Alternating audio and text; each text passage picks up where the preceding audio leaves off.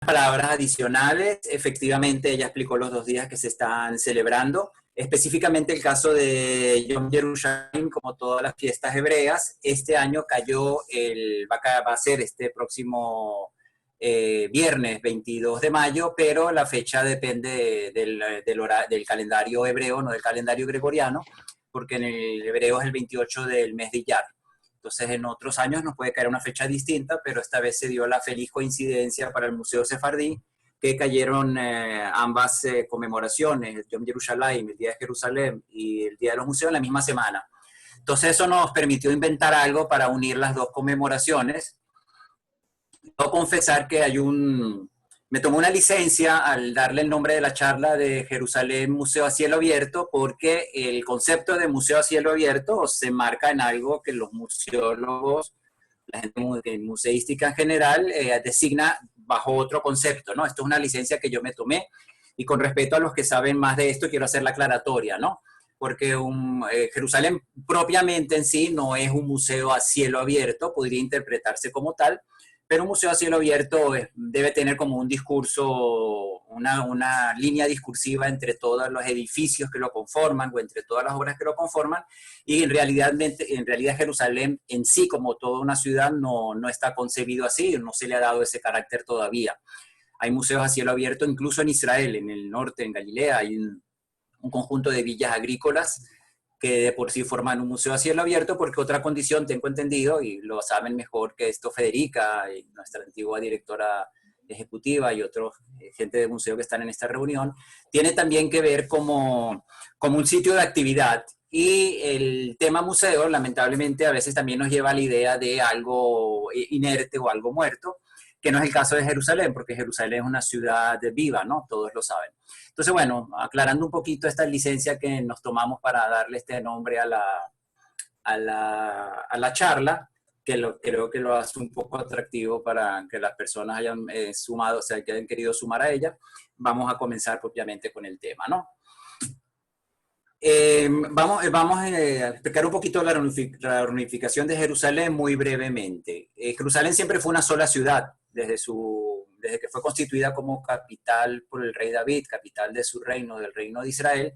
Siempre fue durante toda la historia una sola ciudad. Cuando hablamos de reunificación pareciera que fuera que dos ciudades se unieron, y no es el caso. Jerusalén se dividió lamentablemente a raíz de la independencia de Israel en 1949 por una línea de armisticio. Al finalizar la guerra de independencia, los jordanos llegaron hasta un punto de la ciudad, que es esta línea que ven en este mapa, esta línea punteada, que la historia la conocieron luego como la línea verde, porque los jordanos, que habían intentado impedir la creación del Estado judío en aquel momento, lograron tomar la ciudad vieja de Jerusalén, que es esto acá, y toda la región de Judea y Samaria, que estamos viendo en este mapa más pequeño, y esta fue la línea de armisticio. Entonces, en aquel momento Jerusalén quedó dividida con Israel como autoridad por un lado y con Jordania por el otro lado. Y se empezó a hablar desde entonces de Jerusalén Oriental y Jerusalén Occidental, términos que no se habían utilizado hasta entonces. Con la ciudad vieja de Jerusalén, la que tiene el Monte del Templo y otros sitios sagrados judíos, cristianos y musulmanes del lado jordano. Bueno, como dijo Ani, ya va a estar pendiente. Si alguien tiene alguna pregunta, alguna aclaratoria de lámina a lámina, podemos hacer una pausa y explicarlo.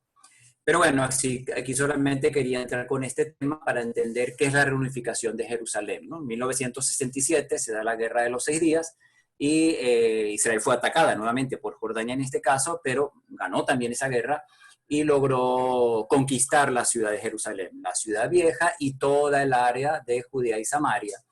Una vez que ocurrió eso, derribó las murallas que dividían a Jerusalén en dos ciudades y la ciudad fue unificada nuevamente, ¿no? Y esta línea negra que ven aquí gruesa son los municipios, el área municipal de la Jerusalén hoy en día moderna, la capital del Estado de Israel. Unos datos adicionales de Jerusalén, una ciudad de aproximadamente 1.200.000 habitantes, y digamos, con una complejidad étnica muy interesante. En ella conviven árabes y judíos, y dentro de los judíos hay sectores más religiosos, más ortodoxos, sectores más laicos, y como capital del Estado es donde está la sede de todos los poderes.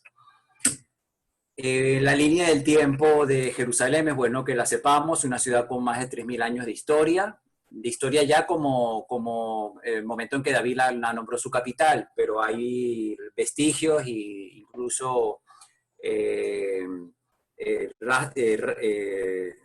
rasgos de otro estilo que hablan de que hubo presencia cananea durante muchos siglos antes, quizás de 1000 años antes, incluso de la conquista por parte del rey David, ya había presencia cananea. El rey David la tomó de un pueblo que se llamaba Jebusita, un pueblo cananeo, y bueno, a partir de ahí el primer periodo más largo es el periodo del primer templo, que abarca del año 1004 al 586 antes de la era común.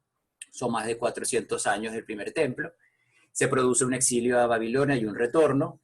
Los judíos retornan de Babilonia, logran construir el segundo templo. No fue un periodo de independencia para los judíos a partir de entonces. Estuvieron bajo dominio de persas y griegos en un principio. Un reino independiente judío que se llamó el reino Hasmoneo.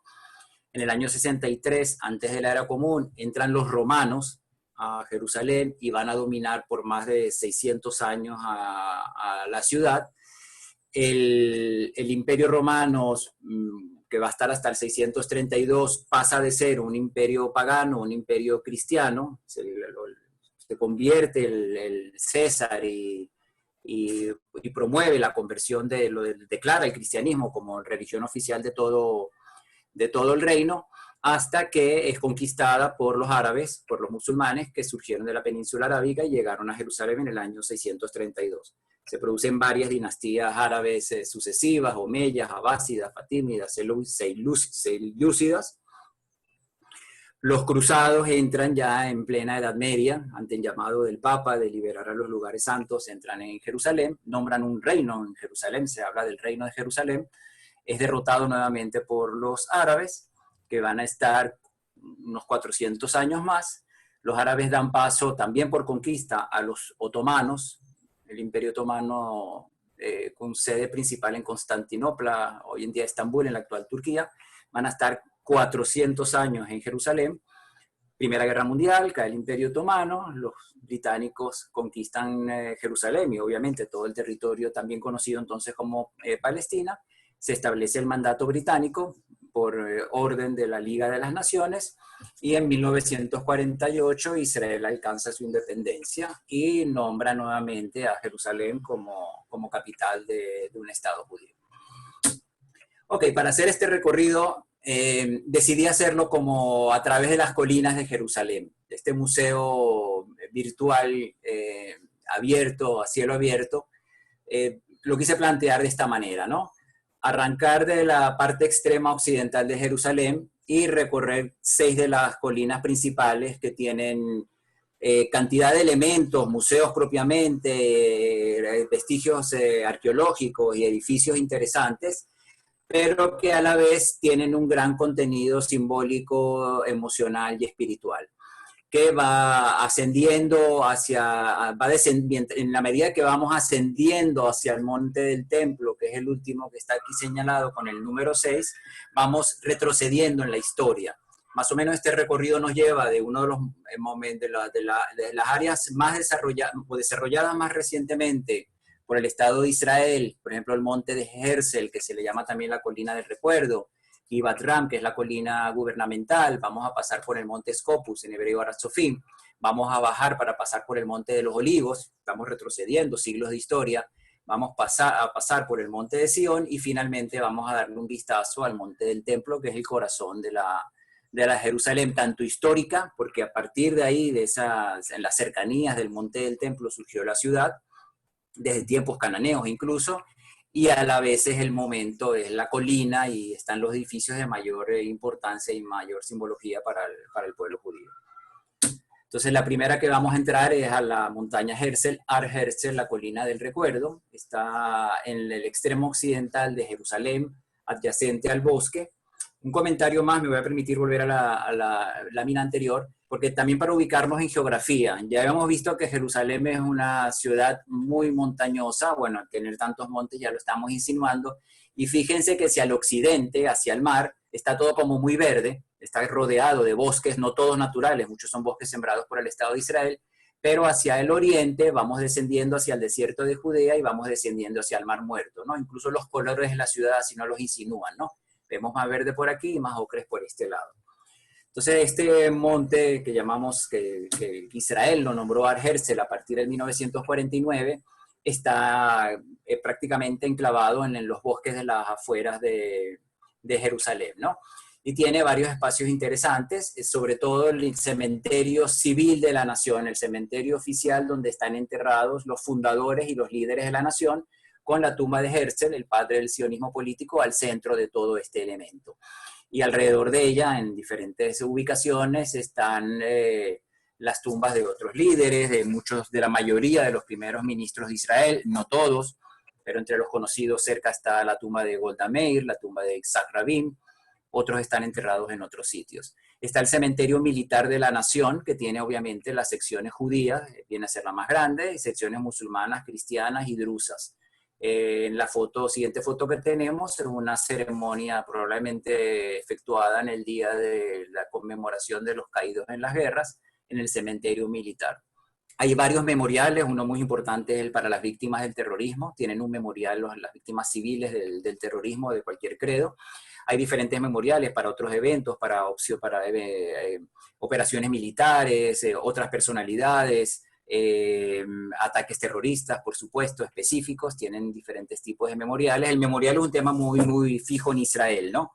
Siempre nos vamos a encontrar por toda la geografía de Israel cantidad enorme de momentos que normalmente conmemoran eventos tristes y otras veces, por supuesto, momentos alegres, ¿no?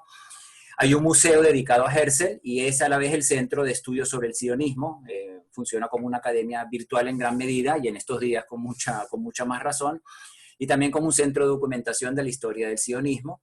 Y en una colina adyacente, pero que forma parte del conjunto de la Colina del Recuerdo, está la sede de Yad Vashem, que es la institución oficial del Estado de Israel para la preservación de la memoria de las víctimas de la Shoah u Holocausto. Yad Vashem tiene un museo, un centro de estudios y también varios memoriales.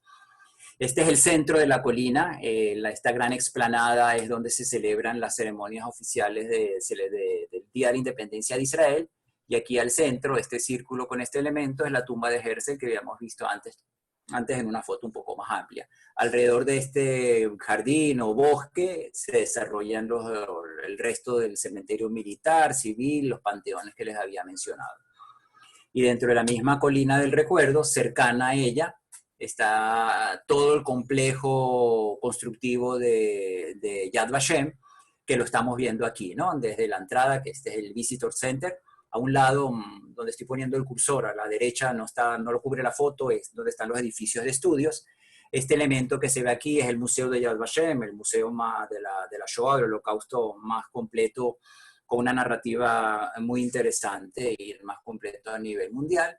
Y en todo el resto, nuevamente diferentes monumentos. Se la llama del recuerdo, esto que vemos aquí con piedra rojiza es el monumento al levantamiento del gueto de Varsovia y otros elementos. Estos árboles que vemos aquí abajo son los que celebran a los justos de las naciones, que son aquellas personas que hicieron esfuerzo, arriesgaron su vida para salvar a judíos durante el Holocausto, y uno de ellos es el árbol de uno de los justos más famosos, que es Oskar Schindler, ¿no?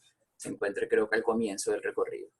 Entonces, bueno, con esto termino el recorrido el paseo por la Colina del Recuerdo, y vamos a pasar ahora, vamos a volar sobre la Givat Ram, que es la colina gubernamental. La estamos viendo aquí, también está enclavada al centro de la ciudad moderna de Jerusalén Occidental.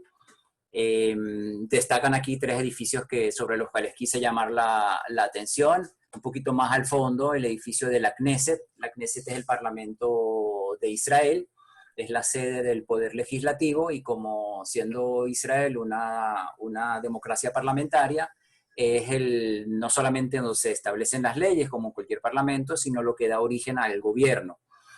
Como un detalle de actualidad, saben que justamente esta semana se nombró un nuevo gobierno en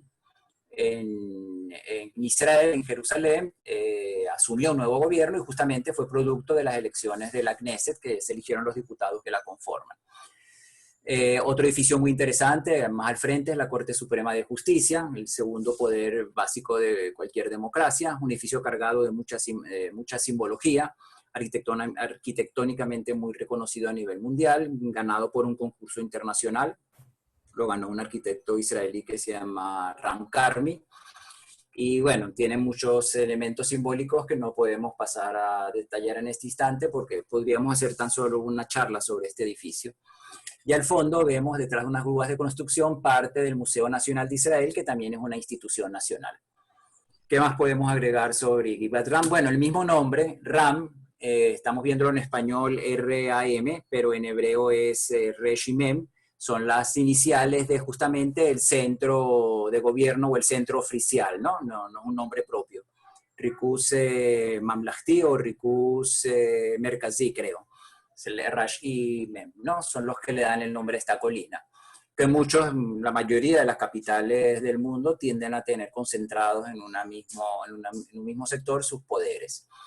Fue establecido obviamente también después de la independencia de Israel en 1949. Vemos sus momentos iniciales cuando empezaban a construirse estos edificios de ministerios, la verdad que bastante anodinos en un principio.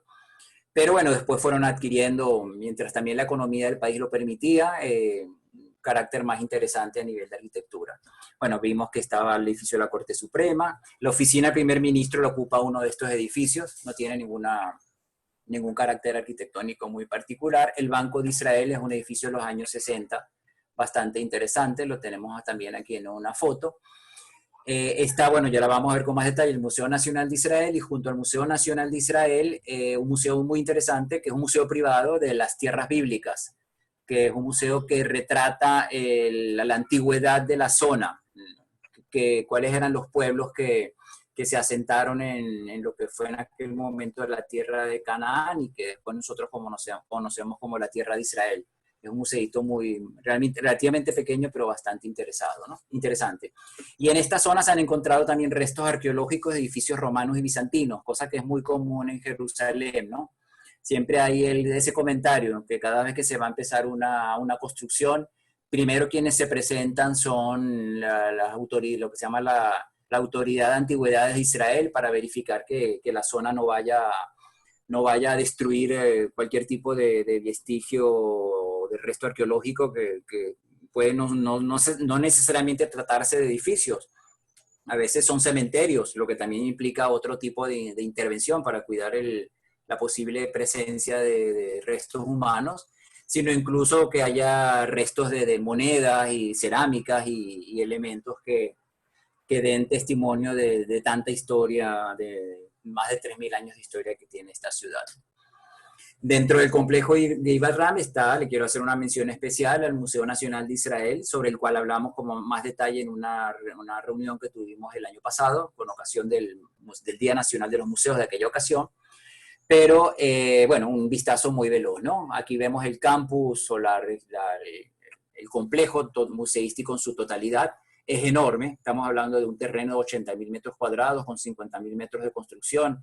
El Museo Nacional de Israel tiene la colección de artefactos judíos más amplia del mundo, son más de 500.000 objetos, entre objetos arqueológicos, de uso cotidiano, obras de arte, por supuesto, contemporáneas, abarca toda esa gama, ¿no?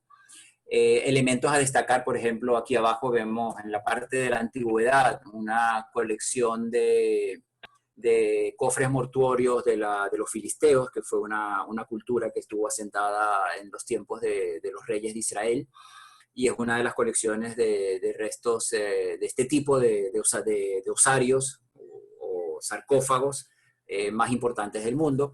Hay una maqueta enorme que representa a la ciudad de los tiempos del Segundo Templo, y lo que vemos justamente aquí es una reconstrucción del Segundo Templo de Jerusalén con toda la ciudad a sus pies. Es quizás como estaba, o seguramente como estaba en tiempos de los romanos, que coincide con los tiempos de Jesús, aproximadamente hace 2000 años, a principio de la era común. Y también tiene el famoso santuario del libro. Esto es tan solamente la cúpula, porque lo que guarda el santuario del libro, que ya lo voy a explicar, está enterrado, está en un edificio subterráneo debajo de esta cúpula, porque son los famosos manuscritos del Mar Muerto, que son pergaminos de diferentes pieles, incluso hay uno en cobre, que fueron escritos en tiempos bíblicos todavía, ¿no? Durante un periodo largo de siglos, pero algunos datan incluso de la época de los profetas. Y bueno, tienen un valor, se dice que no se puede darles un valor económico. Y bueno, toda la historia de cómo fueron descubiertos y cómo pasaron a manos del Museo Nacional de Israel es bastante interesante. Y bueno, esta cúpula que está alrededor de una fuente de agua es sencillamente el símbolo de la presencia de esto, que son visitables, por supuesto, ¿no? Debajo de esta construcción. Bueno, terminamos nuestra segunda colina, vamos a volar ahora. Ani, me avisas cualquier cosa si que alguien tiene alguna pregunta, alguna aclaratoria, ¿no? Estoy pendiente. Bueno, vamos a aterrizar en una tercera colina mientras nos vamos acercando a la ciudad vieja de Jerusalén y vamos haciendo un zoom. Les recuerdo de vuelta, ¿no? Este perímetro aquí, que está aquí en medio, es la ciudad antigua de Jerusalén. ¿Ok? Más o menos, a raíz de 1967, marca esa frontera virtual del Jerusalén Oriental a mi derecha y Jerusalén Occidental.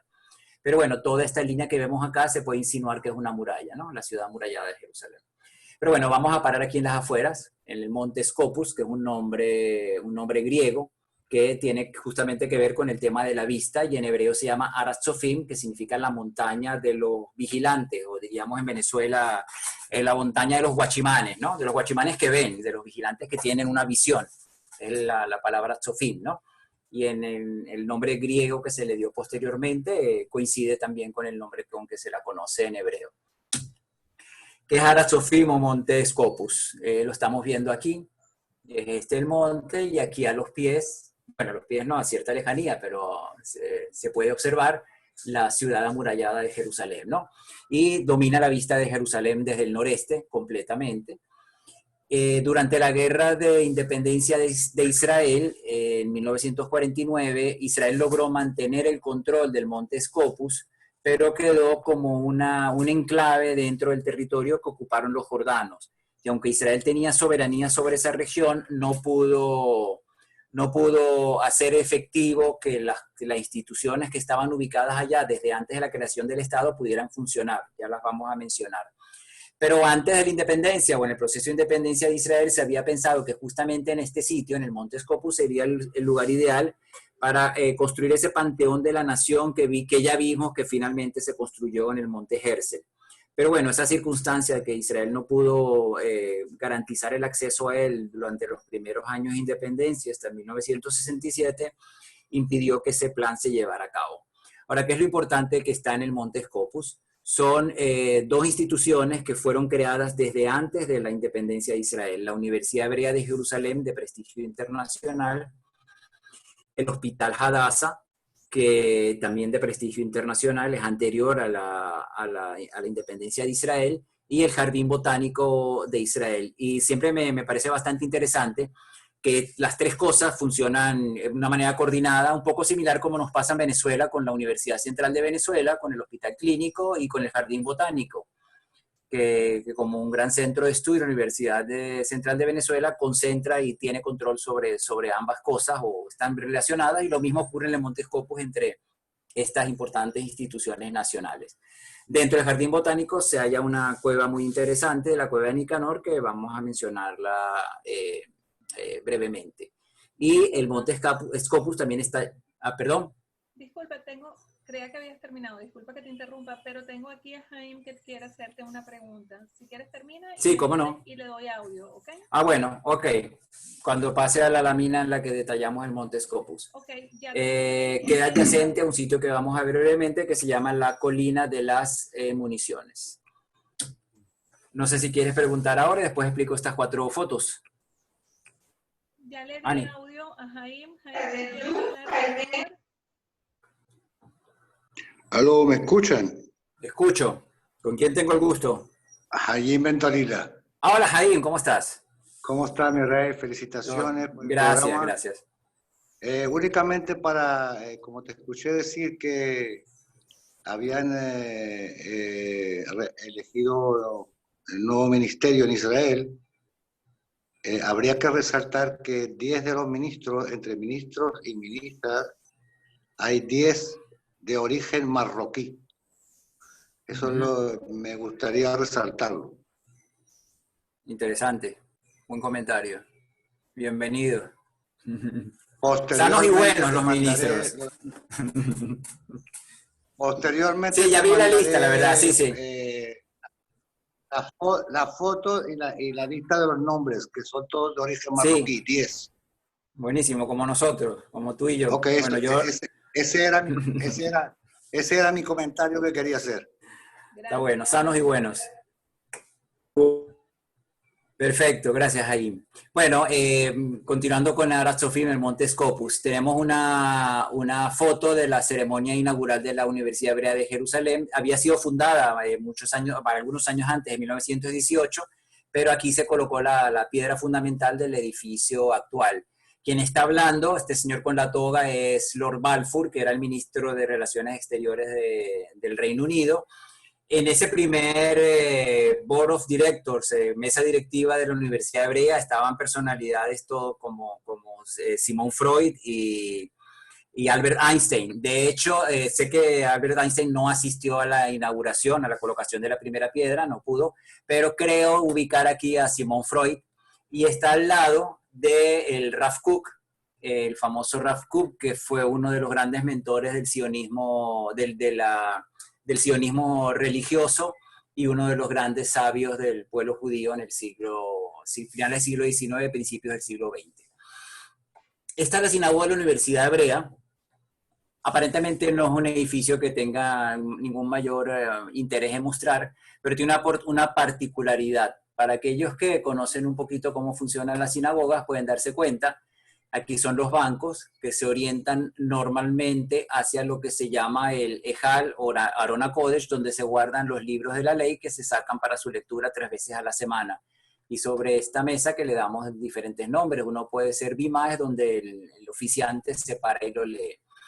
Pero tiene una particularidad de que, a diferencia de todas las sinagogas que nosotros conocemos, que encontraríamos que el Ejal o Aron HaKodesh estaría aquí al centro, más bien lo tiene colocados a un lado y tiene al centro un gran ventanal. Y la razón de esto es que, aunque aquí la luz de la imagen no permite verlo, justo aquí al centro, al fondo, se puede ver el monte del templo.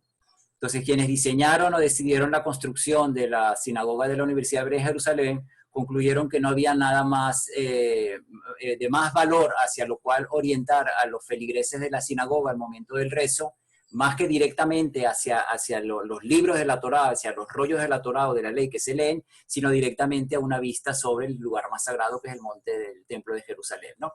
Entonces tiene esa particularidad de esta sinagoga, que no sé si ocurre en algún otro sitio de Jerusalén o con otra explicación en algún otro lugar del mundo, lo que creo que no tendría mucho sentido. Aquí, en sentido de las agujas reloj, tenemos la cueva de Nicanor. Es una cueva que está dentro del jardín botánico. Su particularidad es que representa una de las formas de entierro típicas en la época bíblica, en la que los cuerpos de los fallecidos no se enterraban en tierra como se hace ya en los últimos siglos, sino se colocaban en cuevas. Quienes han leído los evangelios de la Biblia cristiana saben a qué me refiero, porque se menciona que Jesús fue colocado en una cueva al morir, y también en nuestra Torá, también Abraham, nuestro patriarca, compró una cueva para enterrar a Sara, su esposa, y nuestros patriarcas están enterrados en cuevas. Y aquí también es una de tantas cuevas que fueron utilizadas como sitios de entierro. Este Nicanor, cuyo osario se encontró en esta cueva, aparece en la inscripción del osario, que fue él quien donó las puertas del templo de Jerusalén, las puertas de bronce. Y ese dato es curioso, que en un osario se mencione un dato biográfico de la persona, no es muy usual. Quizás en los siglos recientes sí, pero antiguamente no se hacía eso en las tumbas, y mucho menos en los osarios, que era después, que bueno, voy a mencionar ya que estoy en el caso, después que el cuerpo se descomponía, los huesos eran trasladados a unas cajas que se llaman osarios, ¿no? Y este es el caso que acabo de mencionar. En esta cueva de Nicanor era donde se había pensado que se podía hacer el panteón de los líderes de la nación, pero tan solo 2 líderes ideólogos del sionismo quedaron se pudieron enterrar aquí. Uno fue Leon Pinsker, un ideólogo del sionismo del siglo XIX de Rusia, y el otro fue Menachem Musiskin, que fue a la vez el primer presidente del Keren Kayemet de Israel, que es la institución nacional del Estado que se encargó de la compra de tierras antes de la independencia. Y la colina de las municiones tiene un significado muy especial justamente en esta celebración de Yom Yerushalayim, del Día de Jerusalén, porque aquí se dio una batalla muy dura para la reconquista de la ciudad por parte de los paracaidistas del ejército de Israel. Estaban aquí atrincherados, muy fortificados los soldados jordanos. Jerusalén, Israel no la quiso atacar por aire, ni con artillería, ni con aviación, justamente primero por una ciudad muy, muy densamente poblada y había una gran posibilidad de daño a civiles, y por otro lado el carácter sagrado de la ciudad obligaba a tener más cuidado. Entonces el rescate de Jerusalén en la guerra de los 6 días, al tercer día de la guerra, cuando los jordanos fueron los que abrieron las hostilidades, ya Israel aprovechó entonces para recuperar a Jerusalén. Los soldados, los paracaidistas, descendieron sobre la colina de las municiones y lograron tomarla. Una vez que tomaron la colina de las municiones, lograron entrar a la ciudad vieja de Jerusalén y recuperarla y conquistarla. Entonces, por eso es muy significativo. Funciona como museo hoy en día la colina de las municiones. Se puede visitar y entender un poco cómo se desarrolló en Jerusalén la guerra de los 6 días. Vamos a pasar por otra colina, nos estamos acercando al Monte del Templo, estamos a una escala mayor, ahora todo esto es la ciudad vieja de Jerusalén, tenemos cada vez un zoom más grande y vamos a parar en el Monte de los Olivos, o Har Zeitim, que significa exactamente lo mismo en hebreo. Zeitim son aceitunas. Hoy en día quedan muy pocos olivos en el Monte de los Olivos, pero se infiere que en tiempos antiguos estaba poblado de muchísimos olivos, ¿no? Ofrece, y a todos los turistas que visitan a Jerusalén los llevan al Monte de los Olivos a ver la ciudad vieja. En esta foto, la ciudad vieja quedaría más o menos aquí a la izquierda de la foto. Y hacia la derecha, como mencioné en la otra foto aérea, se desarrolla el desierto de Judea, que lo vemos acá, ¿no? Vemos un poquito, y aquí creo que incluso hay una esquinita del Mar Muerto, que se puede observar desde acá. Bueno, todo esto viene a ser el Monte de los Olivos. Justamente si lográramos abarcar en la foto la ciudad vieja de Jerusalén, sería a través de la Puerta de la Misericordia, una de las 8 puertas que tiene la ciudad, y que en la tradición judía se dice que es la puerta por donde entrará el Mesías a Jerusalén. Tiene un significado muy especial ese sitio. Y ¿qué tiene de particular hoy el Monte de los Olivos? Físicamente lo que podemos ver es el cementerio judío más antiguo y extenso de todo el mundo y aún en uso. Todo esto que vemos acá es un enorme cementerio, ¿okay? Llega hasta los pies del valle y abarca todo esto. Hay entierros también de tiempos bíblicos, de que tienen más de 2000 años, algunos identificados, otros no. Un tema interesante, creo que son 150.000 sepulturas en total que se han contabilizado. Tiene una página web, este cementerio, que permite, y con todas las tumbas digitalizadas, que permite, bueno, primero preservarlas para el tiempo, ya con fotografía una por una, y de cualquier manera hacer un recorrido de 2000 años de historia de diferentes tipos de sepulturas. Sigue en uso, como dije, una de las personalidades recientes enterrada ya fue el primer ministro Menachem Begin. Él pidió no ser enterrado en el Panteón Nacional en el Monte Herzl, sino ser enterrado aquí en el Monte de los Olivos. Tiene un protagonismo muy importante el Monte de los Olivos en los evangelios cristianos. Ahí se dio una gran concentración de seguidores de Jesús, donde digamos, los evangelios recogen sus palabras momentos antes de su entrada a Jerusalén, en donde después se dan todos los eventos de su pasión y muerte. También en un costado del Monte de los Olivos está un jardín que llaman Getsemaní, que también aparece en los evangelios como el sitio donde fue aprendido Jesús la noche que lo iban a juzgar. Y bueno, por esa razón hay muchas, son estas torres que vemos por acá, dispersas en varios sitios, muchas iglesias de varias corrientes del cristianismo, católicas, ortodoxas y protestantes. Como un dato quizás un poco farandulero, no deja de ser histórico, que en una de las iglesias ortodoxas que se encuentra en el Monte de los Olivos está enterrada la madre del príncipe Felipe de Inglaterra, el esposo de la reina Isabel, que ella fue después de sus años ya mayor, fue una beata de la religión y falleció en el Palacio de Buckingham, pero pidió ser enterrada en Jerusalén, particularmente en esta iglesia ortodoxa, ella era griega, entonces seguía la corriente de la ortodoxia griega. Es un detalle interesante adicional. De hecho, el príncipe Felipe y creo que el hijo de él, el príncipe William, creo que han ido a Jerusalén y han ido a Jerusalén y han visitado la tumba de su abuela y de su bisabuela respectivamente. Ok, nos vamos acercando. Vamos a aterrizar ahora en Arzion, el monte Sión. Estamos todavía fuera de las murallas, pero muy cerquitas de ellas. Y vamos a repasar un poquito la historia del monte de Sión, cada vez más cerca del monte Moriah, que es el último que vamos a visitar. Aquí lo estamos viendo. Destaca este edificio que se llama la Basílica de la Dormición, o la Abadía de la Dormición, que es una construcción cristiana de la que vamos a ver en unos segundos. En tiempos romanos, vamos a volver un momentico a la lámina anterior.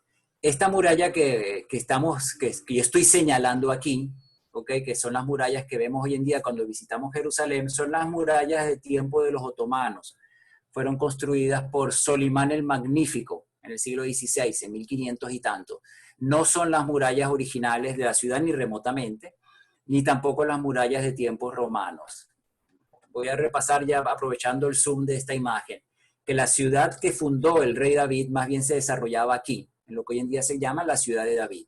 Y en la ciudad, la ciudad del apogeo en época de la ocupación romana, el monte Moriah, el monte del templo, que hoy en día se encuentra en la esquina suroeste de la ciudad, más bien era la esquina noroeste de la ciudad. Y la ciudad se desarrollaba aquí abajo. Entonces las murallas venían por acá y el monte Sión quedaba dentro de la ciudad. Cuando los otomanos remodelan las murallas de Jerusalén, lo terminan dejando afuera. Entonces, hoy en día, el monte Sión ocupa la esquina sureste fuera de la ciudad antigua que está amurallada. El monte Sión, durante la ocupación jordana, mientras la ciudad estuvo dividida entre 1949 y 1967, era el sitio más cercano al que los judíos tenían acceso para poder ver en la lejanía el monte del templo o eventualmente incluso el muro de los lamentos. Durante esa época los judíos no tuvieron acceso a su sitio más sagrado, que es el muro de los lamentos. Pero algo interesante del monte Sión es que el nombre del monte Sión ha migrado. No sé si cuántos casos hay en la historia de que un topónimo, el nombre de un lugar, se haya vinculado a diferentes ubicaciones. Entonces vamos a repasar a qué me refiero con esto. Volvimos a la imagen anterior, pero aquí la tenemos en un gráfico, ¿no? La ciudad amurallada. Aquí está la ciudad de David, el monte Moriah, que es el del templo, y la actual ubicación del monte Sión. Cuando se habla en la Torá, en la Biblia, de la captura de la ciudad de Jerusalén, con ese mismo nombre, ciudad de Jerusalén, en Jerusalén, tal cual así aparece en el libro de Samuel, cuando la captura el rey David, se habla de la fortaleza de Sión. Entonces eso nos permite ubicar que si la ciudad de David, la ciudad de Jerusalén, era la fortaleza de Sión, el nombre Sión estaba ubicado a esta colina, o más bien estribación de una colina. Esto no es una colina, sino una estribación de la colina del monte Moriah. Entonces Sión en una primera etapa parece corresponder a estos nombres. Pero después que se construye en el templo y en siguientes libros sagrados judíos que forman parte del Tanaj, de toda la Biblia hebrea, en el libro de Isaías, del profeta Isaías, los salmos, algunos atribuidos al rey David, otros atribuidos a otros autores, y en el libro de los Macabeos, que es un último, que de hecho no forma parte de la Biblia hebrea, pero narra episodios de la historia de los hebreos. Cuando se habla del monte de Sión, hacen como un paralelismo entre él y el monte Moriah. Se dice Sión donde está el templo, o Sión la sede del templo. Entonces pareciera que el nombre del monte Sión se movió, o el monte Sión, o el nombre Sión propiamente, se movió de aquí hacia el monte Moriah. Durante todo el tiempo de la época del templo, del segundo templo, mientras estuvo vigente. Pero tras el exilio de Babilonia, y sobre todo tras el último exilio, el de los romanos, a principios de nuestra era, Sion ya se convierte como un sinónimo de Jerusalén. Hablar de Sion y hablar de Jerusalén viene a ser prácticamente lo mismo, y por extensión de toda la tierra de Israel. Entonces, en toda la literatura post-exilio, y la que Néstor Garrido, que está aquí con nosotros, conoce bastante bien, cuando se habla de Sion, se sabe que estamos hablando a la vez de toda la tierra de Israel. Por ejemplo, menciono los escritos de Yehuda Leví, sus famosos Sionidas, y queda asociado el nombre de Sion a toda la tierra de Israel. Pero en la época bizantina, aparentemente, cuando la época bizantina fue la época en que el imperio romano pagano se convirtió al cristianismo.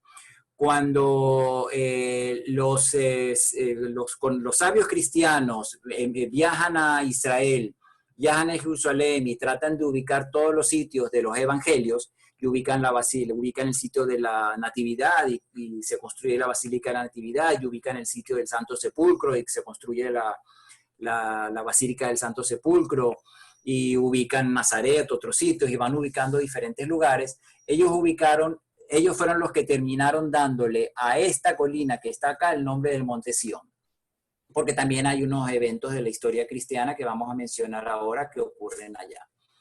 Pero bueno, una vez que Sion queda asociado de una manera definitiva al nombre de Israel, es Sion el nombre que van a tomar los ideólogos del sionismo moderno para hablar del movimiento de liberación nacional del pueblo judío. Y este León Pinsker, que mencioné que fue enterrado en la cueva de Nicanor, fue quizás el primero en utilizar la palabra sionismo, y Herzl, Teodoro Herzl, el padre del sionismo moderno, ya, digamos, oficializa ese término para todo lo que se refiere al deseo de los judíos de volver a tener un estado independiente en su tierra ancestral. Entonces, bueno, había mencionado la primera ubicación del nombre Sion, que es en la ciudad de David, y esto, volviendo a la maqueta que está ubicada en el Museo Nacional de Jerusalén, que habíamos visto desde otro ángulo, nos da una idea de lo que era la primera ciudad, la capital de David, donde estaba su palacio, que creo que viene a ser esta edificación en el estribo de la colina, a los pies del templo. Hoy en día todo esto está en un proceso muy minucioso de excavación, que es la foto de la derecha. Y esto sí podríamos decir, justamente esta excavación que es acá, que es un sitio arqueológico, sí es un museo a cielo abierto. Porque cuando se recorre esto, bueno, no solamente se recogen restos arqueológicos o restos de edificaciones, sino hay explicaciones de diferentes eventos que sucedieron, se muestran también objetos, y este vestigio en particular, este sitio arqueológico, podría ser de por sí el solito un pequeño museo a cielo abierto. Pero está muy lejos de estar completamente desarrollado y todavía es muy precario el recorrido que se hace en él, ¿no? Todo esto empezó, todas estas excavaciones, tengamos en cuenta que no pudieron comenzar sino hasta después de 1967, cuando Israel recuperó este territorio, porque toda esta parte había estado en manos jordanas, ¿no? Así como el resto de la ciudad. Entonces, bueno, terminando con el Monte Sión, es contiguo a una de las 8 puertas de Jerusalén, que es esta. Esta es la puerta de Sión, una de las puertas que están abiertas. Hay 2 puertas que no están abiertas, no están en uso, pero esta sí, es una de hecho de las más transitadas. Es uno primero que da directamente al barrio judío. Y por otro lado, que permite, digamos, para los turistas un cómodo acceso, tiene donde estacionar los autobuses turísticos cerca. El Monte Sión es uno de los sitios más visitados por los turistas extranjeros, y bueno, una de las puertas más frecuentadas para entrar a la ciudad vieja de Jerusalén. Según la tradición judía y cristiana, edificaciones importantes están, ¿cómo diría?, apiladas una sobre otra. Según la tradición se dice que aquí está la tumba del rey David. En un nivel superior de ella está lo que creen los cristianos que es el salón de la última cena de Jesús, que también se llama el cenáculo, que es el nombre griego para un comedor, que viene a ser un salón que estaría, o que está, porque se puede visitar. Obviamente tiene una arquitectura que corresponde también al periodo bizantino, pero está inmediatamente encima de lo que se cree que es la tumba del rey David. E inmediatamente encima de este cenáculo está la Abadía de la Dormición, que es este edificio que les mostré aquí antes, que es este que resalta aquí, que es un edificio relativamente, tiene un origen también del momento bizantino, pero esa construcción que acabamos de ver es mucho más reciente, es del siglo XIX, y marca el sitio donde la tradición cristiana dice que, que María, la madre de Jesús, ascendió al cielo, porque según esta tradición, y mis amigos cristianos que están aquí presentes me pueden corregir o pueden complementar, ella, según esta creencia, ella no falleció, sino que pasó a la inmortalidad inmediatamente, ¿no? Y se dice que eso ocurrió en este sitio, que sobre el Salón de la Última Cena, y por eso sobre él se construyó la Abadía de la Dormición.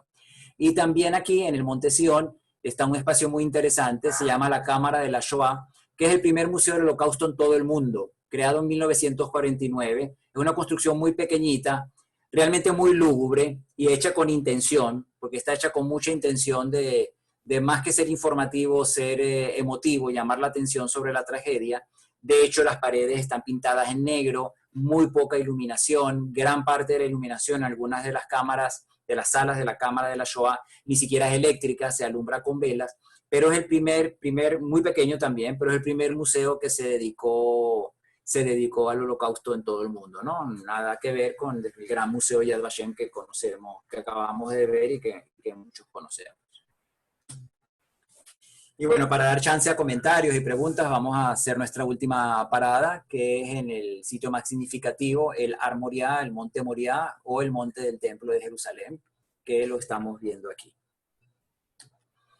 Ok, una otra vista vuelo de pájaro que nos permite hacer unos cuantos comentarios. Todo este rectángulo acá es lo que llamamos el Monte del Templo. Los musulmanes lo conocen como la explanada de las mezquitas.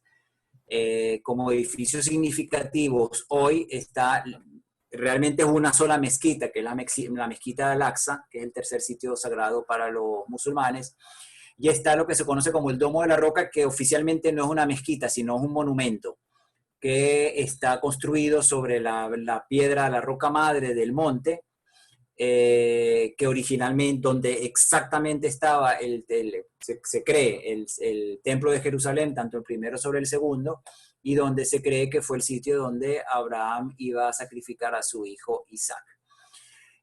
Ya voy a hablar de los otros dos elementos, ¿no? Pero el monte del templo tiene 34 hectáreas de extensión, aunque a veces parece increíble, es 4 o 5 veces más grande que la Acrópolis de Atenas. La Acrópolis de Atenas es mucho más pequeño que todo este espacio. La gran diferencia, obviamente, la hace la cantidad de construcciones que hay en la Acrópolis y las pocas construcciones que tiene el Monte del Templo. Su configuración actual, como lo estamos viendo, se lo dio el rey Herodes aproximadamente a finales del siglo, finales de la era anterior, cerca del año 0 de nuestra era o en los primeros años de nuestra era, porque él falleció en el año 4.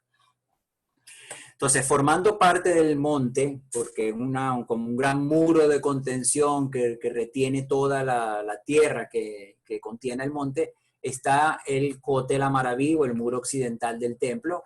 Aquí pueden ver una gran cantidad de judíos acudiendo al monte del templo. Seguramente esta foto está tomada en alguna fiesta en particular, ¿no? Que atrae mucha gente. Y otro sitio interesante, no es un punto específico, sino una galería que recorre subterráneamente por debajo de estas casas que están viendo acá. Aquí están viendo que son viviendas, y de hecho este es el barrio árabe, ¿no? El barrio musulmán, disculpen. Esto que estamos viendo aquí es el barrio musulmán de Jerusalén, y de esta línea, o tan solo una calle la divide, hacia aquí abajo es el barrio judío de la Jerusalén Vieja, obviamente mucho más extenso que lo que vemos aquí.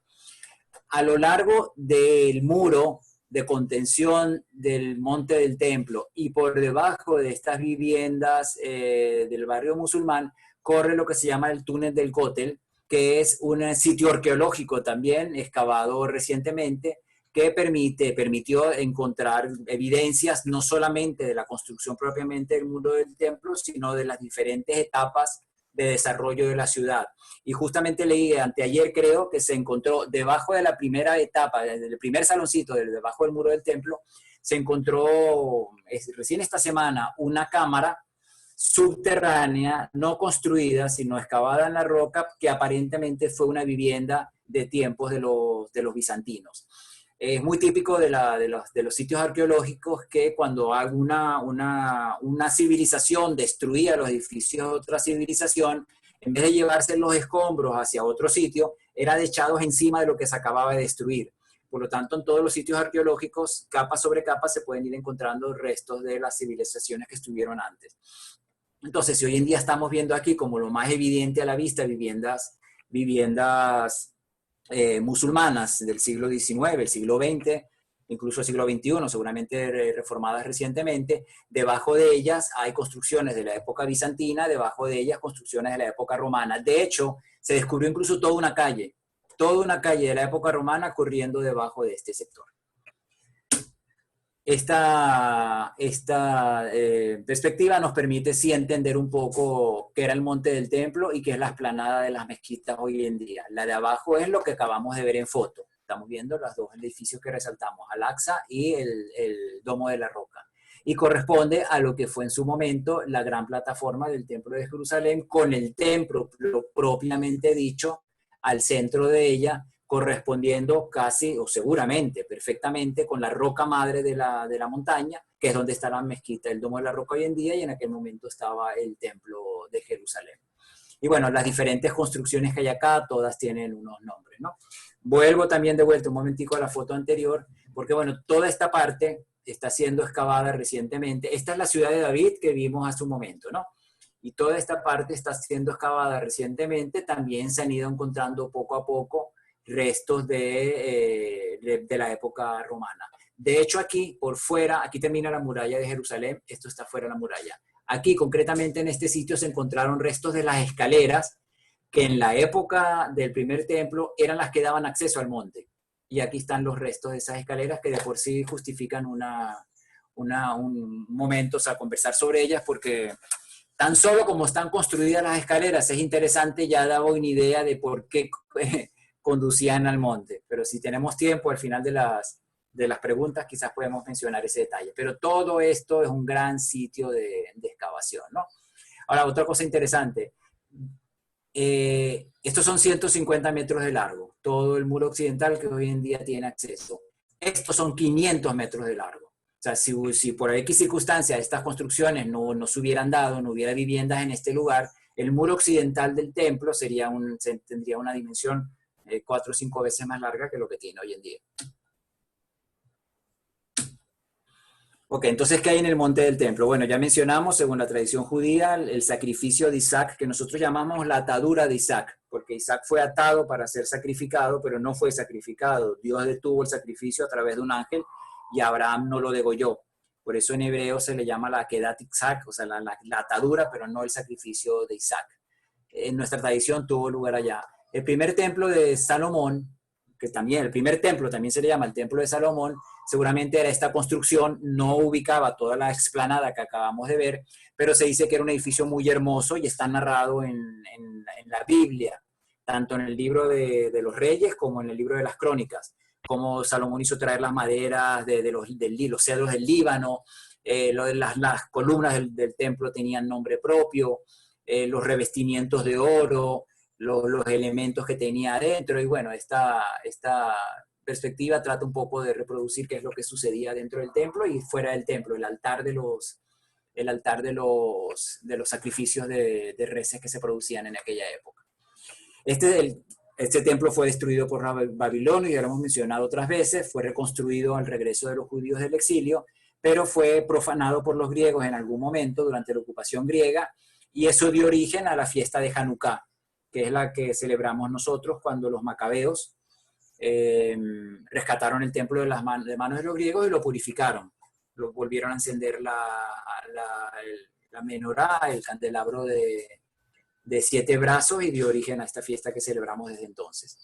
Herodes, como lo mencioné, fue el que amplió la plataforma del templo, lo embelleció también, se tiene entendido. Esto ya está recogido incluso en las crónicas de los historiadores de la época, en los libros de Flavio Josefo, la magnificencia del templo de Herodes. Se le llama así en esa última etapa del templo, Pero bueno, los judíos se rebelaron contra la ocupación romana y finalmente los romanos destruyeron el segundo templo. Nosotros recordamos la destrucción de ambos templos en ambos días, en una fiesta que llamábamos el 9, que corresponde al mes hebreo de Af, al día 9. Y lo arrasaron finalmente en el año 135, no dejando vestigios no solamente del templo, sino de prácticamente toda la ciudad de Jerusalén. Bueno, ya habíamos mencionado los diferentes imperios que se asentaron allá, pero durante el dominio árabe, ya los musulmanes, justamente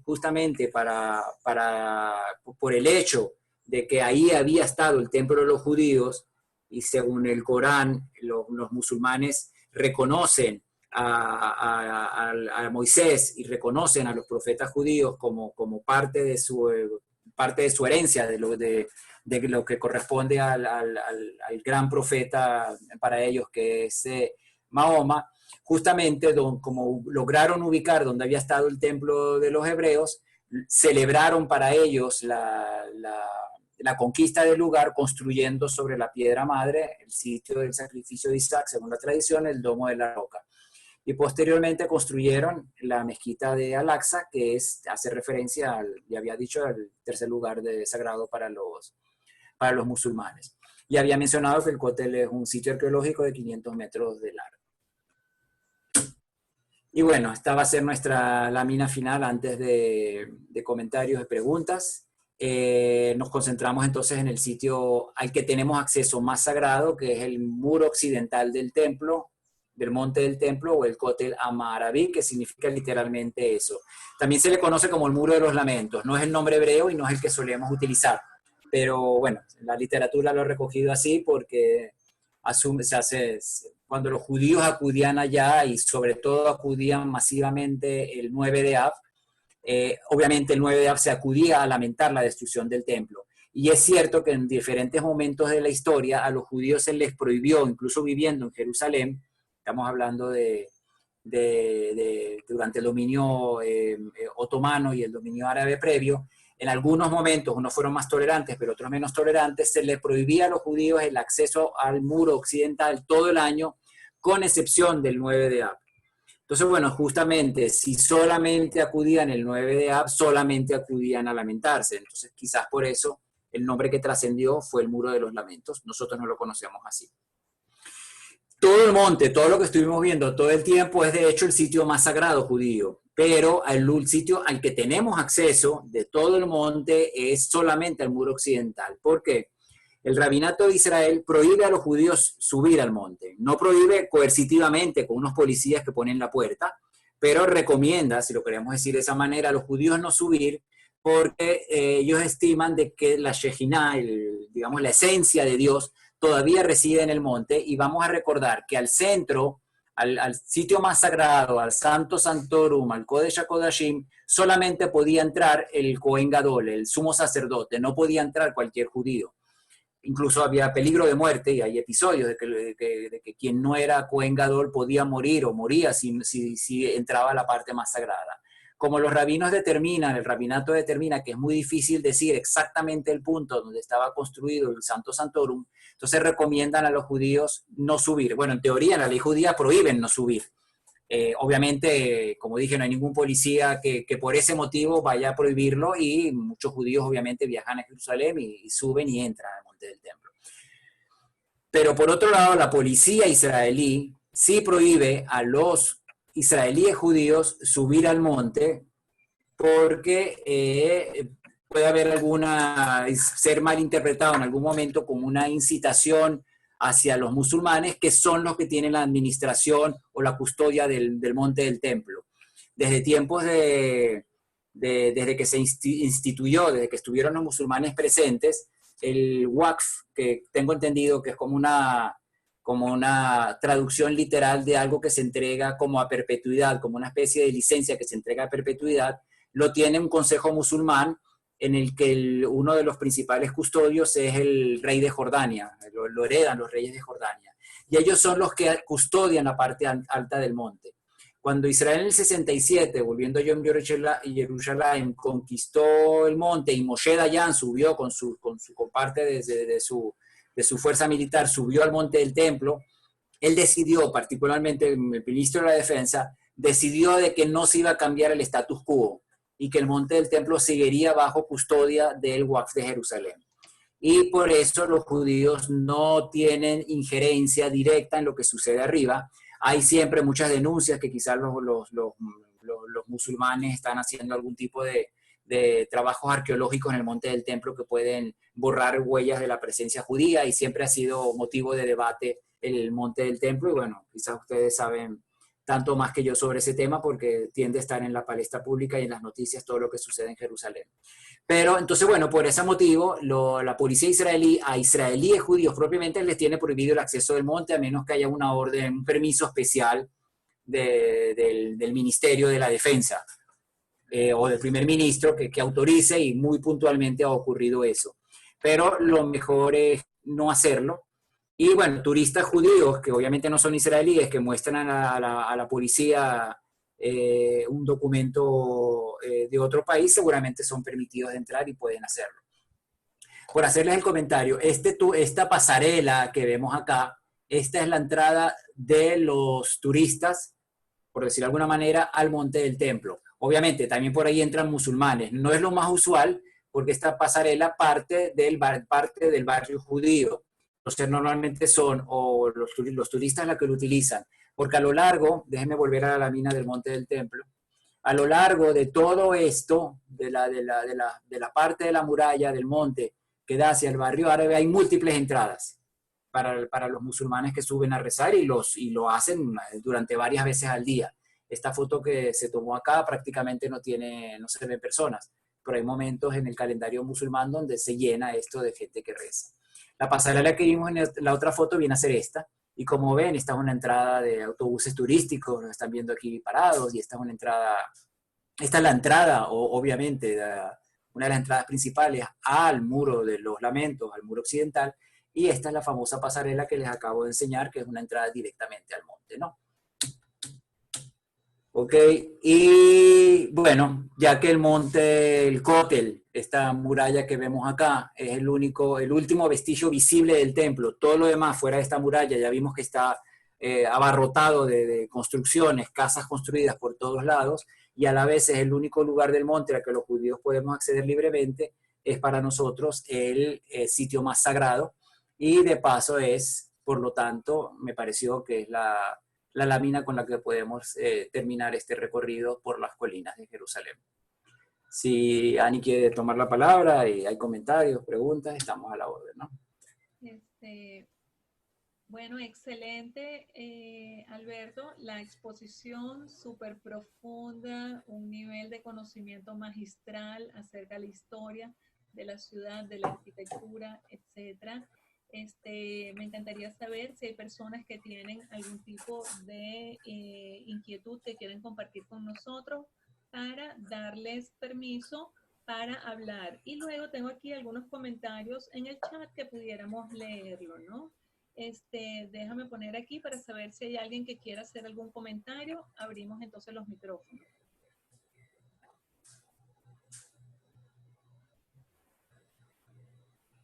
Bueno, si por los momentos alguien quiere hacer algún comentario, podemos ver aquí algunos de los comentarios que están saliendo en el chat. De los primeros aquí que escribieron, el señor Luis Álvarez. Déjame ver por dónde anda.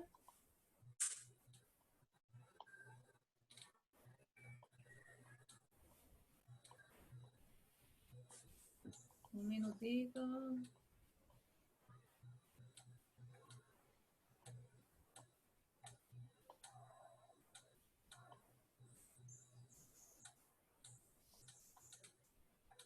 Ok, emocionante el escuchar de la universidad, recordar que una delegación de la UCB estuvo presente en los actos de 1925. Esto lo escribió el señor Luis Álvarez. Perfecto. Después tenemos a Raquel Pima. Un minuto. De resto, bueno, muchas felicitaciones de todo el mundo. Alberto, te felicito, brillante como siempre. Esto lo dice Gerda Mayer. Rebeca Bajer de Cohen, fabulosa la exposición. Merchele, feliz, mejor imposible. Hasdai Wanich de Venezuela, Hasaku Baruch, Alberto. Priva Ociel, gracias Alberto, excelente. Sara Fima, excelente Amber. Carolina, muchísimas gracias por tan brillante exposición. Hola Cabot, Federica Palomero, buenísimo, nos encantó. Dame permiso. Federica, ¿quieres hablar? Vamos a ver por aquí, por donde. Un minuto, por favor. Hola, Déjame hacer un comentario. Ok. Que una ventaja de las charlas virtuales por Zoom es que no te pueden no te pueden tirar tomates podridos. Pero los emoticones lo pueden hacer, así que aquellos que quieran pueden usar un emoticón y lanzarme un tomate. Bueno, no, estuvo magnífico, de verdad. Hola, Federica. Hola, mi amor. Qué gusto, qué emoción, mira. Igual. De verdad, qué increíble la tecnología, ¿no?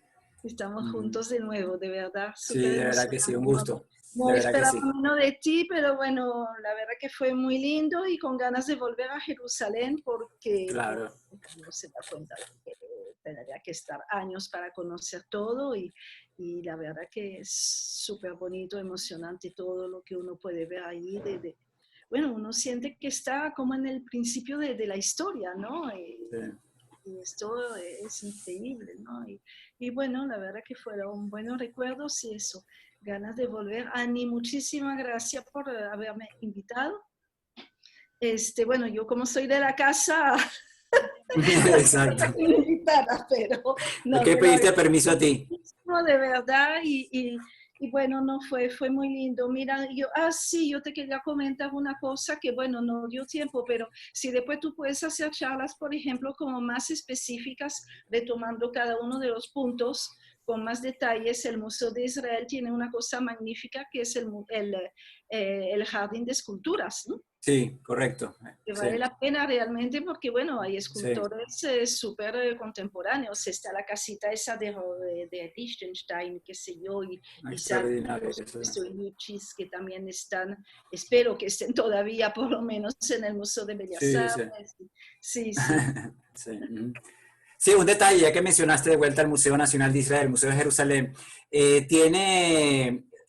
hay 2 sinagogas que fueron trasladadas de sus sitios porque corrían peligro de ser destruidas y sus interiores están reconstruidos íntegros, con sus paredes y mobiliarios originales dentro del museo. Y una de ellas es la sinagoga de Paramaribo, de aquí de Surinam, de nuestro mismo continente, que corría peligro de ser destruida por una remodelación que tenía que hacer la ciudad en la zona. Israel se interesó, se la compró al gobierno de Surinam y está instalada en su interior, que una vez que traspasas la puerta estás en Paramaribo de vuelta, ¿no? Y la otra, si bien recuerdo, es de Venecia, ¿no? Correcto, no, una sinagoga de Venecia, sí, una de las tantas. Ajá. Sí, claro. Sí, fabuloso. Tengo muchísimos comentarios acá, por lo menos Yajaira Paderón, excelente exposición, me sentí viajando a Jerusalén, tierra de gracia, muchísimas gracias. Gracias Alberto por compartir tanto conocimiento, maravillosa exposición, esto lo dice la señora Mari Taurel. Luis Augusto Piña, excelente exposición Alberto, igualmente Ani por la organización. Tenemos muchos comentarios felicitando por esta iniciativa. Quiero comentarles que es la primera iniciativa que tomamos para participar de las ventajas que nos ofrece la tecnología y el mundo online. Ya no tenemos limitaciones en el sentido de que no vamos a estar restringidos única y exclusivamente a los eventos presenciales, sino que vamos a poder ahorita instrumentar otro tipo de actividades para llegar a todos nuestros amigos que están afuera. Estoy viendo a Frida, Salim, a Federica, a Johan, a Antonieta, de verdad que de los que conozco que están afuera, muchísimas gracias por acompañarnos, al igual que los que están aquí adentro. Les quiero comentar en términos de anécdota, hoy lo primero que hago al levantarme en la mañana, recibir un mensaje de Alberto. No tengo luz, no hay Ah, no hablamos de eso. para los que no están aquí, saben lo que nos cuesta hacer Sí, cualquier pequeña... sí, De la verdad, verdad que tienen sí. un mérito increíble. Bueno, Estuvimos a punto de no vernos. O sea, la charla sin terminar, ayer en la tarde, ayer en la noche, terminando de cenar, bueno, termino de cenar tranquilamente, le doy los últimos toques, cualquier cosita mañana, prendo el canal. ¿Qué canal prendí? El canal 4 porque no hay DirecTV y entonces encontré una antena de bigotes de esas antiguas. Entonces termino de cenar, pongo el noticiero de Venevisión y plap, toda la casa, toda la calle, todo el barrio, toda la Florida negro. Negro sin una luz, corre a buscar linternas, corre a prender velas. Y esta mañana lo mismo, y van transcurriendo las horas de la mañana y bueno, si no hay charla, no habrá charla. Ani seguramente algo va a resolver con toda su maestría y van a pasarlo bien sin mí. Pero bueno, se nos iluminó la ocasión y pudimos estar juntos, ¿no? gracias a Dios, de verdad. Bueno, dentro de los proyectos que tenemos, esto es novedoso para nosotros. Estaba conversando con Ana, con Federica, cómo nos ha cambiado la vida y cómo tenemos que ponernos con la tecnología, que nosotros estábamos bastante limitados y de ahora en adelante tenemos que estar Facebook, Instagram Live, el canal de YouTube, tenemos que tener Vimeo, Venmo, PayPal, Zelle, no sé qué, son demasiadas cuestiones que nos están bombardeando y tenemos que hacer algo por lo menos para tener presencia porque no sabemos cuánto tiempo vamos a estar limitados. Y bueno, esta es una alternativa excelente. Gracias por todos los comentarios. Después de esto vamos a intentar colocarlo en la página web del museo. Y bueno, para tener un link acerca de las exposiciones que vayamos presentando. Estarán invitados en el futuro para próximas actividades. Y de verdad que muchísimas gracias por compartir con nosotros. Acabo de entrar al chat. Bueno, la verdad, no quiero mencionar a nadie en particular porque de verdad agradezco todos los comentarios. Un placer poder haber podido verlos a muchos de ustedes y leerlos. Y de verdad, no quiero mencionar a nadie en particular, pero gracias a todos los que se sumaron y a todos sus conceptos. Veo que un par de personas me preguntan por el tema de las escaleras de acceso al monte del templo. Y bueno, sí, es una particularidad interesante porque descubrieron en la escalinata que en un principio no había ni siquiera algún tipo de evidencia o registro de que se accedía por una escalinata central. Sí se hablaba siempre de 3 puertas de ese lado para entrar al templo, pero bueno, no se asumía también que obviamente por escaleras, por la diferencia de nivel, pero no sabían lo que se podían encontrar.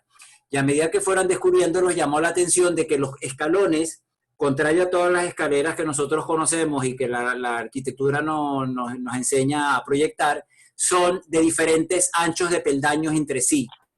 Y cuando los analizaron, correspondían a un ritmo que se repetía, que, bueno, le han tratado de buscar también explicaciones místicas a por qué en ese ritmo de un ancho pasa a otro y luego a uno mayor y de vuelta a otro menor. Pero lo que dijeron los arqueólogos, y tiene mucha lógica, es que eso obligaba a que las personas que entraban y subían al templo tuvieran que hacerlo de una manera exageradamente pausada, porque no se puede correr por una escalera irregular, ni de subida ni de bajada. Entonces el truco para que quizás otros espacios deberían también ameritarlo en nuestra arquitectura hoy en día, para obligar a la entrada pausada y respetuosa a un lugar sagrado, era a través de manipular con el ancho de los peldaños de la escalera, ¿no? Y eso es un descubrimiento que se hizo arqueológicamente sin tener ni idea de que eso podía estar ahí presente. Tengo Alberto Benaim Faguri que tiene la mano levantada. Ya le di audio, por favor, Alberto. Tocayo, ¿cómo estás? Hola Alberto, ¿qué tal? Bien, ¿y tú? Encantado. Qué gusto oírte. Igualmente, encantado del viaje a Jerusalén, así sea por Zoom. Qué bueno. Quería hacerte un comentario y a la vez pregunta, ¿no? Como sabemos, el Monte Moria, al ser el sitio original del templo, es el lugar más sagrado del judaísmo. Y nosotros los judíos no podemos rezar en él, solo acceder como visitantes, en virtud de lo que comentaste del status quo vigente y conformarnos nada más con seguir orando en el referido, digamos, en el muro de los lamentos como tal, ¿no? Y bueno, sabemos que desde la Guerra de los 6 días el recinto está bajo custodia de Jordania, pero bajo soberanía y control del Estado de Israel. Ahora, la pregunta que hago es la siguiente. Yo, por ejemplo, el año pasado, cuando fui, pues pude acceder por ese pasaje que está allí mostrando mi pasaporte, ¿no? Ese sitio actualmente entiendo que está bajo custodia religiosa de Jordania y soberanía israelí, pero goza de algún estatus de extraterritorialidad o un sitio internacional o no. No, no, es soberanía israelí como toda Jerusalén. Lo que tiene la injerencia, vamos a llamarlo así, de Jordania en el asunto es que la custodia la tiene no directamente Jordania, sino el Waqf de Jerusalén, en el que el rey de Jordania es lo más importante de todo, el principal donante. De hecho, entre los mismos musulmanes, palestinos y jordanos y diferentes corrientes, hay también una lucha de intereses o de poderes por la custodia del lugar. Pero Jordania la ha logrado conservar justamente porque él es el que pone dinero y no permite que más nadie lo ponga. Y en las leyes del capitalismo el que pone dinero es el que manda. Pero es como el custodio, significa de que Israel no toma decisiones sobre lo que ahí ocurre, no tiene injerencia sobre lo que ahí se hace, pero ejerce su soberanía sobre el monte como la ejerce sobre toda la ciudad. Ya que tocas el tema y siempre está en la actualidad, podemos asomarnos un poquito al tema político, que bueno, ya llevamos más de una hora reunidos, ¿no? Pero podemos asomarnos un poquito al tema político de Jerusalén, que es que en los últimos años, particularmente desde que surgió la OLP y se incrementó el nacionalismo palestino, se empezó a plantear por parte de los palestinos que quieren establecer su capital en Jerusalén, ¿no? No hay, digamos, en la historia, ya se sabe, no hace falta que yo lo diga, no hay evidencia, porque sencillamente no existió, de que Jerusalén haya sido ciudad capital de ninguna otra ente nacional que no haya sido Israel. Pero de cualquier manera, bueno, ya entró en la historia política, en la política actual, el debate sobre Jerusalén. Se había tratado de dejar al margen durante mucho tiempo, pero con los acuerdos de Oslo, en que Israel reconoció a la OLP como vocero de los palestinos y los palestinos, se creó la autoridad palestina y en teoría reconocieron a Israel, el tema de Jerusalén se dijo que es conversable. Entonces, se han hecho diferentes planes en los que se ha propuesto llegar a un tipo de soberanía compartida entre un futuro Estado palestino y el Estado de Israel directamente sobre la explanada de las mezquitas, independientemente de lo que pueda ocurrir en el resto de la ciudad vieja o lo que pueda ocurrir en los barrios árabes de Jerusalén. Pero claro, eso no tiene ninguna configuración porque esas propuestas que las hizo Israel, en un principio lo hizo Ehud Barak en las conversaciones de Camp David del año 2000, que fueron rechazadas, el acuerdo definitivo de paz con los palestinos fue rechazado por los palestinos, fue rechazado por Arafat, pero él ya había planteado ahí alguna especie de autonomía, él no había hablado de soberanía compartida, sino de autonomía palestina en esa región. Pero una vez que Arafat rechazó esa propuesta, entonces ya no hubo nada que avanzar. En 2007 hubo conversaciones de paz también en este caso ya por Mahmoud Abbas, que fue el que heredó la presidencia, obtuvo la presidencia de Palestina después de Arafat, y en aquel momento primer ministro Ehud Olmert, y volvió a salir el tema en la propuesta de Israel, quiero enfatizarlo, de entre tantos temas que hay que resolver con los palestinos, también darles alguna especie de presencia o autoridad en la ciudad de Jerusalén. Y sí propuso Olmert que se podía hablar de una soberanía, más allá de autonomía, una soberanía compartida sobre el monte del templo. Pero como también fue inmediatamente rechazado por Abbas, en conjunto de toda la propuesta, tampoco se pudo entrar a detallar. O sea, es muy difícil determinar cómo se manifestaría una soberanía compartida. Creo que no hay antecedentes en ninguna otra parte del mundo sobre una región y sobre todo 34 hectáreas dentro de una ciudad para que la soberanía funcione compartida. Pero bueno, sin duda el status quo por voluntad de Israel se ha podido mantener y ellos mantienen todavía y son completamente libres e independientes de lo que sucede allá. Como un detalle adicional para demostrar la independencia independencia entre comillas, ¿no? Pero la autonomía o la custodia que tienen que tiene el Waqf, que tienen los musulmanes sobre el monte del templo, si no fue el año pasado, fue el antepasado, en alguno de estos episodios de ataques con cuchillos de terroristas palestinos contra ciudadanos israelíes, en previsión, porque había ocurrido uno cerca de una de las entradas al cótel, al muro occidental. Israel había decidido implementar unos puestos de control para los musulmanes que acuden a rezar al monte del templo, que pasaran debajo, sencillamente pasaran debajo de unos arcos de estos de seguridad que detectan armas, ¿no? No se trataba de pedir permiso, no se trataba de pedir documentos ni nada parecido, solamente tratar de detectar armas por si algo sucedía. Y bueno, se levantó, como muchas veces sucede, una ola de protestas en la ciudad de Jerusalén, enfrentamientos. Israel terminó retirando eso. O sea, no pudo implementar una medida de seguridad sencillamente por respetar las cosas como están hechas hasta hoy en día, ¿no? Entonces, bueno, esto siempre va a ser un tema complicado y se sabe que se está muy lejos de un acuerdo definitivo de paz entre Israel y los palestinos. Pero bueno, no se descarta que el tema de Jerusalén siempre esté presente en esas conversaciones. Alberto Benaim quería tener la palabra de nuevo. Alberto. No lo veo, creo que era el anterior, ¿no? Me pidió de nuevo, pero bueno, no sé. Ah, sí, ok. Déjame darle por si acaso, no sé. Ok. Bueno, creo que... ¿Me oye? No Ahora tiene... me oye. Ah, sí, ahí está. Ahí está Alberto, sí. Bueno, no, entonces, gracias a la explicación excelente. Cualquier irregularidad que se presenta en la explanada de la Roca Es venezolana y es de la comunidad. ¿es el Waqf el que toma el control Sí. o es la policía israelí? No. Una vez que se pasa la puerta y se entra al monte del templo, la explanada de las mezquitas, todo lo que suceda allá es el Waqf. Es el Waqf. Ahora, hay momentos muy particulares, muy pocos momentos en la historia donde el gobierno de Israel ha decidido que alguien visite el monte del templo y se han levantado tremendos zaperopos a raíz de esas decisiones, ¿no? Buenísimo, gracias. Sí.